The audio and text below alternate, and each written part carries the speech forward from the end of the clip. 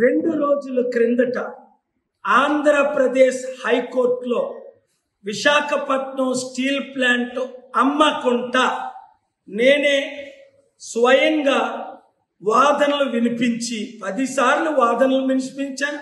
మెన్షనింగ్లో arguments చివరికి April 25 మొన్న అమ్మకుంట order తీసుకొచ్చారంటే కొంతమందికి ఇంకా అనుమానం ఉంది.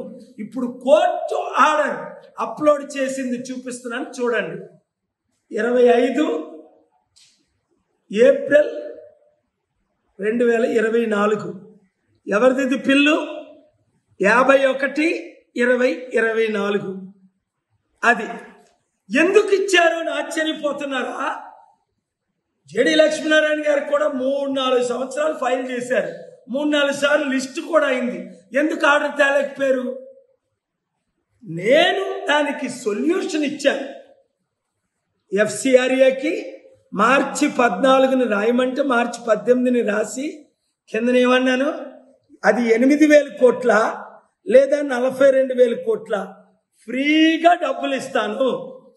అయితే ఒకే కండిషన్, స్టీల్ ప్లాంట్ అమ్మకూడదు. ఎందుకంటే 33,000 ఎకరాల్లో 15,000 ఎకరాలు మొదట కాంగ్రెస్ పార్టీ అమ్మింది, రాజశేఖర రెడ్డి గారి టైంలో కంటే ముందు. తర్వాత తెలుగుదేశం పార్టీ.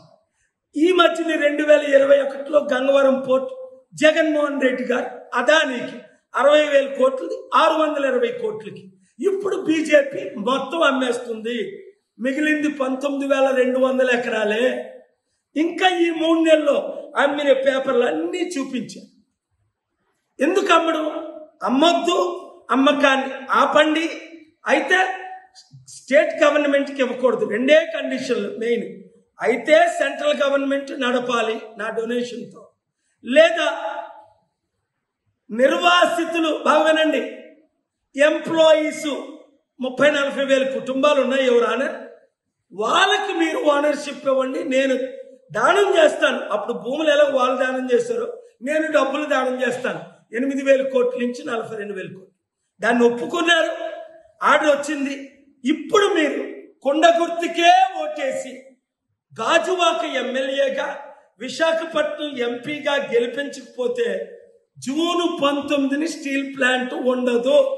వచ్చే డేట్ మే 13ని ఒక్కొక్కరు 10 మంది 100 మందికి చెప్పి ఈ రుజువులు తీసుకొని వెళ్ళి రాత్రి పగలు ఈ 14 రోజులు కష్టపడి విశాఖపట్నం ఎంపీగా గాజువాక ఎమ్మెల్యేగా నన్ను గెలిపించుకోండి, లేదా మీ బ్రతుకులు రోడ్డు పాలైపోతాయి, భూములన్నీ అమ్మేస్తారు, సర్వనాశనం అయిపోద్ది విశాఖపట్నం. 10 లక్షల ఉద్యోగాలు స్టీల్ ప్లాంట్ లో 1000 కంపెనీలు తీసుకొచ్చి కడతానన్నాను కనుక నా మాట నేను నిలబట్టుకున్నా. ఎవడూ చేయలేని పని నేను సాధించాను. ఇప్పుడు ఓట్లు వేయించే బాధ్యత మీది.